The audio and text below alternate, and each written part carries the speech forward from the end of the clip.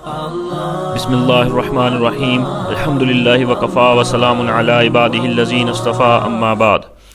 حضرت سوید رضی اللہ تعالیٰ عنہ فرماتے ہیں، میں اپنی قوم کے ساتھ افراد کے ساتھ حضور اکرم صلی اللہ علیہ وسلم کی خدمت میں حاضر ہوا۔ آپ صلی اللہ علیہ وسلم کو ہمارا انداز گفتگو، نشست و برخاست کا سلیقہ اور لباس پسند آیا۔ آپ صلی اللہ علیہ وسلم نے پوچھا، تم لوگ کون ہو؟ ہم نے کہا مومن ہیں۔ یہ سن کر آپ صلی اللہ علیہ وسلم مسکرانے لگے اور فرمایا، ہر چیز کی کوئی حقیقت ہوتی ہے، تمہارے اپنے آپ کو مومن کہنے کی کیا حقیقت ہے؟ ہم نے کہا، ہم میں 15 خصلتیں ہیں، ان میں سے 5 تو وہ ہیں جن پر ایمان لانے کے لیے آپ صلی اللہ علیہ وسلم کے قاصدوں نے ہمیں حکم دیا ہے، 5 وہ ہیں جن پر عمل پیرا ہونے کی آپ صلی اللہ علیہ وسلم کے قاصدوں نے ہمیں تلقین کی ہے، اور 5 وہ ہیں جنہیں ہم نے زمانہ جاہلیت سے اب تک اختیار کیا ہوا ہے، لیکن ان میں سے اگر کسی بات کو آپ صلی اللہ علیہ وسلم ناگوار سمجھیں تو ہم اسے ترک کر دیں گے۔ آپ صلی اللہ علیہ وسلم نے پوچھا، وہ 5 چیزیں کیا ہیں جن پر میرے قاصدوں نے ایمان لانے کا حکم دیا؟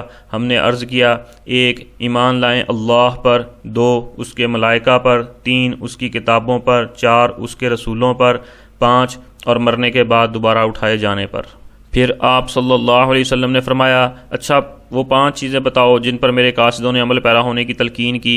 ہم نے عرض کیا، 1 ہم گواہی دیں کہ اللہ کے علاوہ کوئی معبود نہیں اور محمد صلی اللہ علیہ وسلم اللہ کے رسول ہیں، 2 فرض نماز قائم کریں، 3 زکوٰۃ ادا کریں، 4 ماہ رمضان کے روزے رکھیں، 5 اور بیت اللہ کا حج کریں۔ پھر آپ صلی اللہ علیہ وسلم نے پوچھا، وہ 5 خصلتیں کون سی ہیں جن کو تم نے زمانہ جاہلیت سے اختیار کیا ہوا ہے؟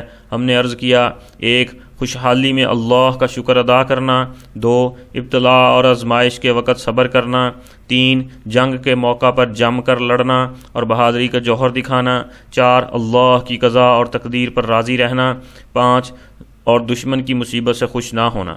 نبی کریم صلی اللہ علیہ وسلم نے صحابہ رضی اللہ تعالیٰ عنہم اجمعین سے فرمایا، یہ لوگ تو بڑے سمجھدار اور سلیقہ والے ہیں، یہ انبیاء کی عمدہ اور بہترین خصلتوں کے حامل ہیں۔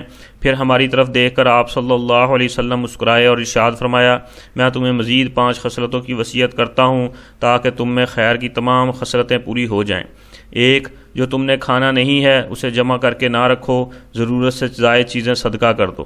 2 اپنی رہائش سے زیادہ مکان نہ بناؤ، یعنی ضرورت سے زیادہ تعمیر نہ کرو۔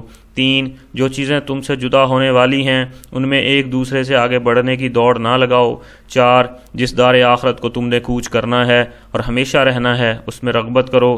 5 جس رب کے پاس تم نے جانا ہے اس کے سامنے جمع ہونا ہے، اس رب سے ڈرو۔ اللہ رب العزت مجھے، آپ کو اور پوری امت مسلمہ کو آپ صلی اللہ علیہ وسلم کی ان بتائی ہوئی خصلتوں پر عمل کرنے کی توفیق نصیب فرمائیں، آمین۔